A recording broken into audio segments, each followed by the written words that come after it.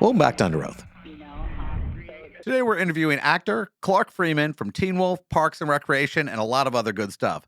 Clark, can you hear me? I can hear you. Wow, where are you at right now?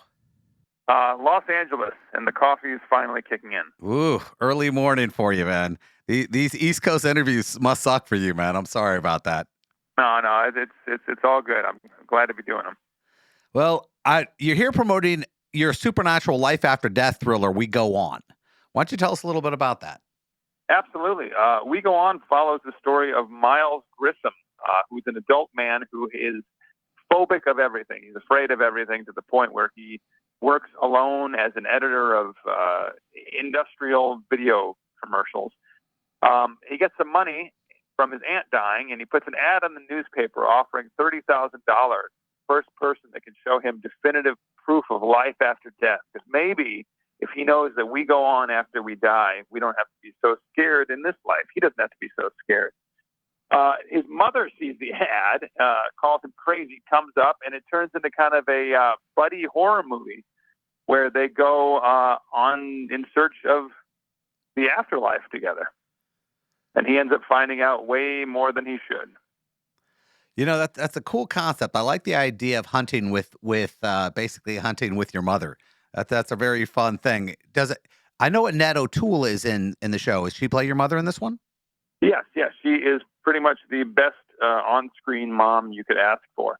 And yeah, I will say the thing about this movie that I've been hearing a bunch is there's a lot of buddy movies out there, right? But I don't think there's ever been a horror buddy movie with an adult man and his mother. And it's pretty special, I think. Yeah, it's cool to be able to do that. I write comic books, and I've touched upon that dynamic between a mother and a son. And I had a story where the mother was just there to protect the son because she couldn't. She goes, "It's unnatural for me to die before you to die before me." Is a little bit of that in there? Oh yeah, absolutely. There's a whole thematic element of what you would do for your son or your children, and I mean I don't want to give too many spoilers away, but he definitely will go to the ends of the earth for her son, which is pretty impressive. That's a cool thing to be able to do. And I know I've get a lot of talk to a lot of actors, and they get a gig and they don't know who's going to be on it with them. I mean, but how blown away are you when you go, "Wait a minute, my mother is who?" It's funny. Annette was our reach a bit. I mean, my sister worked on Smallville with her for a while, so I knew her from that. And then Laura Heisler, who's one of the other actresses in the movie, who's also married to Andy Mitten, the director. I'll just say it's a family business we got going on here. They knew each other as well from the theater, so I knew pretty early on that she was going to be my mom in the film, and I'm so lucky she was because my own mother passed away shortly before filming this movie, and the guys, Andy and Jesse, wrote it kind of around that idea that this guy could go on a is there life after death trip with his on-screen mom. So it was really, the movie's really special to me because it allowed me to process that with someone like Annette. And I mean, it was so powerful that Annette and I are still very good friends to this day. I guess the question I'm asking is this: you just said something that these two writers they wrote it with you in mind. Yeah. I believe, and you have to call them and have them correct me, but I believe that the seed of the idea of the horror movie was, what if a ghost took you and showed you its dead body and then kind of tethered to you? And that kind of happens in the film. But then the rest of the film was written around that seed of an idea.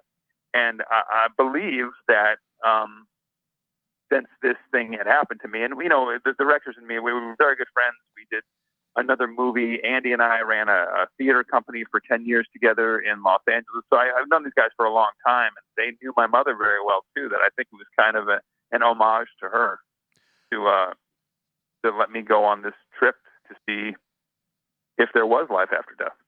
Now, you majored in college in theater, and you had a minor in film. And I guess when you go to California, you think, okay, I'm going to be doing films and movies. But when you said you opened a theater company with your buddy for 10 years, so I guess in between films and projects, you get to work the stage. Yeah, it's funny. My brother was on Broadway when I was finishing college, and I wasn't about to go to New York to continue to follow in his footsteps. So I came out to Los Angeles. I always knew I wanted to work in film and TV. And I did shortly after college. And you're amassing a bit of a resume, but you're also waiting for the phone to ring a lot. And my buddy Andy, who came out, who's more of a writer, not an actor, we said, why wait for the phone to ring when we can do what we're trained to do? We all have degrees. I'm like, let's just do theater in this town because I grew up in Chicago, doing theater there and learning how to do theater from Steppenwolf and Northwestern and everything, and then going off to Millbury College. It was in our, but in the meantime, in between projects, let's do theater. And we did that and built up kind of a family unit. And then we started doing movies from that. So we did Yellowbrook Road, and then we went into We Go On, and then we did The Witch in the Window after that. And we just had our last movie came out in 2022 called The Harbinger through XYZ Films. So I'm going to say we're still on a trajectory from that, doing theater together in college. It really stayed tight. Now, what's strange is my daughter graduates 2 days, and she's heading off to theater school at the University of Florida, and I'm really proud of her. But I'm really sick at the same time because I know how hard it is to get into this industry. You're a senior in college. Your brother's on Broadway. Are you going? Okay, it might not be as hard as I thought it was. No, I mean, I think it's hard. Broadway was never my goal, but I did commercials in high school in Chicago, and that got me, into the Screen Actors Guild. So I will say, first of all, congratulations to your daughter. But secondly, there is a confidence at that age that chips away over time. But I think you need that confidence at that age to really go out there and just say, no, this is what I'm going to do. I'm going to put my head down. I'm going to collaborate with as many great artists as I can find and learn as much as I can. So it's impressive. Although I will say my wife went to Florida State, so house divided, I guess. Now, Los Angeles is like the epicenter for television and movies. And yes, they shoot everywhere else, but everything seems to happen there and then they choose where they shoot. I mean, how long did it take for you to go, okay, I'm comfortable here, I feel good? Or was that just something you had from day one? I will. I mean, I've been here almost 25 years, and I will say in that time, the paradigm has completely shifted.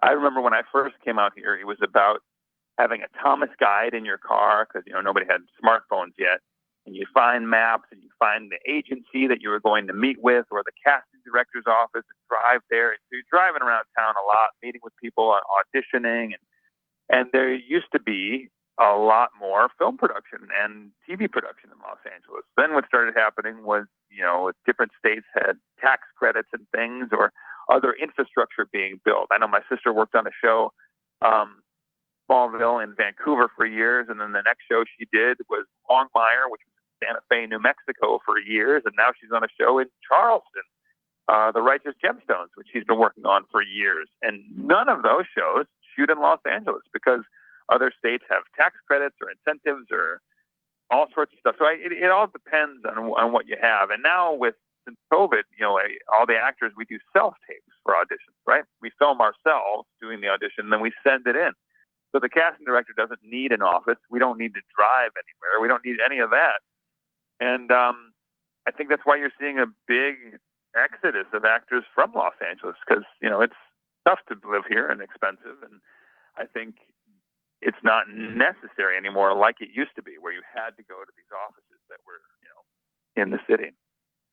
Now you're a musician, you're a stage actor, you're a television film actor. How tough is it when you're in a band and you have a couple gigs and they go, "Hey, guess what? You now are going to be filming this TV show or there's something else," and you have to pull out of that band. How is the effect of your commitment to these other projects when the top priority is always going to be film and television? I guess that's why I'm in the band with my sister and with my friend Andy, because we all have those other projects going on, whether my sister's on a show or Andy's filming another movie or I'm doing another TV show in Mexico or whatever it is. So honestly, the last time the band played was over 10 years ago, I think. So we're all waiting for that reunion tour when our schedules can line up. We can actually get back behind our instruments and make some noise. Now, a lot of actors who are also singers and musicians get the opportunity to, in their shows or films, to be able to show their music chops. Has that ever happened to you? There is actually a piece I'm working on now with my sister called All That Remains, which is a semi-autobiographical feature film about how our father used to smuggle artwork out of Czechoslovakia during the Cold War. So it's kind of a family drama meets art espionage piece. And we shot a short proof of concept at the end of last year during the strike.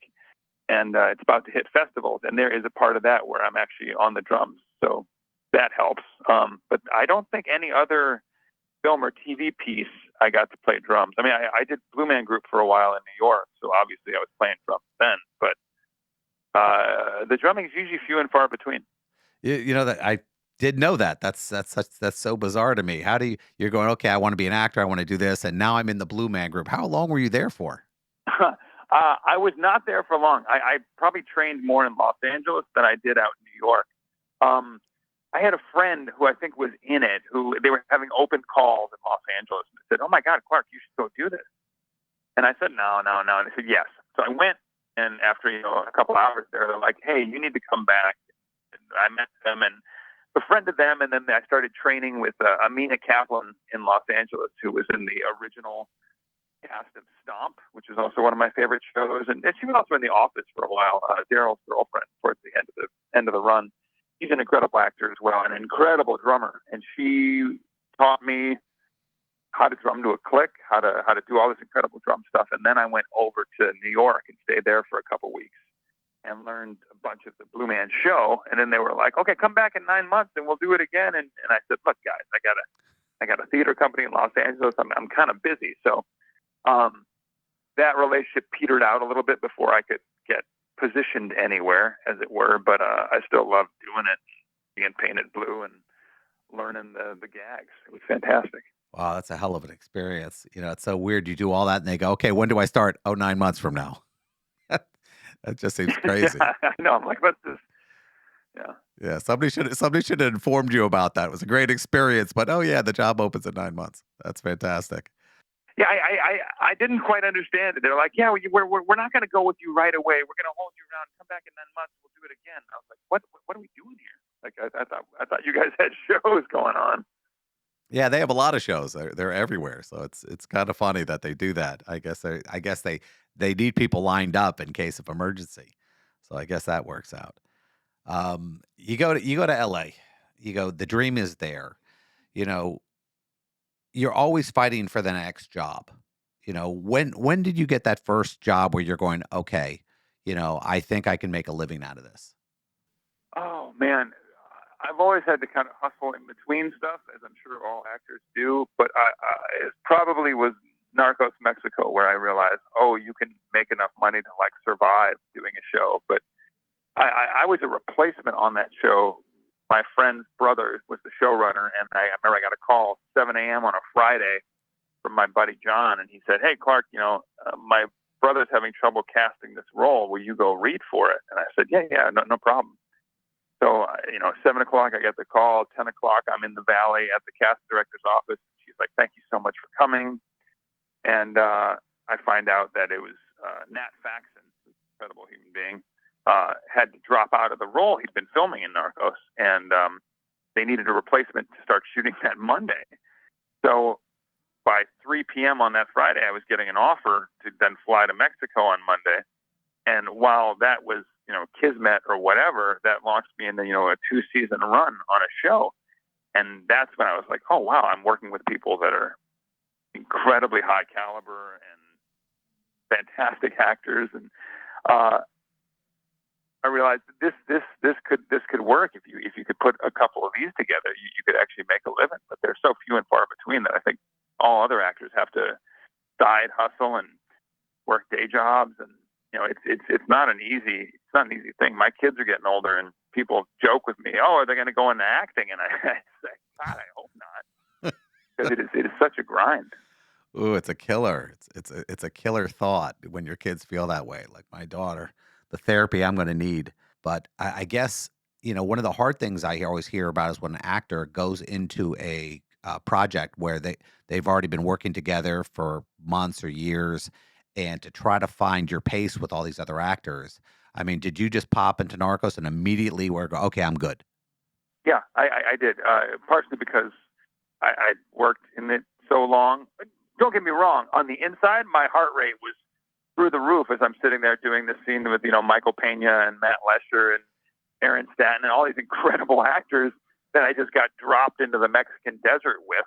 So my heart rate was through the roof, but I was there with them, I think, holding my own right away because, the 10,000 hours had already been put in. So now this was just the opportunity.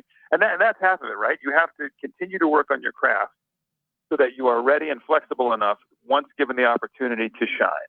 Because a lot of people, teach, audition technique or this or that, be in the room, be the best on the little tape. That's great if you want to, quote unquote, get a job. But if you want a career and to keep a job, you need to have the work put in, and you need to know how to behave on a set, and you need to know how to break down a script, and you need to know how to work on these things. And I think that only comes with collaboration, and it goes back to, back to Chicago theater and everything else. You need to put in the time to really succeed, I think. I try to explain that to people sometimes that it doesn't come easy. I mean, for example, I also do stand up, and it takes at least 7 to 20 to 30 times to get a set perfect. Now, you go on a set, this is the first time you're performing this character. Does it take a couple episodes for you to go, okay, I know this character now, or do you automatically know it the second they go, it goes on? Uh, I think that with TV, it's a little different just because you don't have the full arc of the character in front of you like you do in a movie. Like the writers continue to write the character as you go. And even in Narcos, they would change things as we went. And Narcos was another example because the guy I was playing was a real life human being who's still alive now. So I had historical data and stuff to go back to and reference to see what kind of guy he was or how he would talk or what he actually did to accomplish certain things. So with TV, I think you have to be a little more open, and it's more like improv. You just kind of have to yes and. As the scripts come in, you say, "Wow, I didn't see the character doing that. I'll have to figure out how to get there." Well, we have about a minute left, so why don't you tell me where we can see the movie? Yeah, we go on remastered. It is no longer at Shudder. It is out on Blu-ray and DVD and digital, I guess they call it. You can get it on Amazon. You can get it, and I think your stores, Walmart, wherever. Yeah, pick it up today. Well, I appreciate it. Why don't you give me your social media so people can get to it? Absolutely. I'm on Instagram at Real Clark Freeman, and I'm also on Twitter because I will never call it X at Clark Freeman. Pretty easy. Well, it's good talking to you, Clark. Hope to talk to you soon. Hey, Jeff, thank you so much. Good luck to your daughter. Thank you.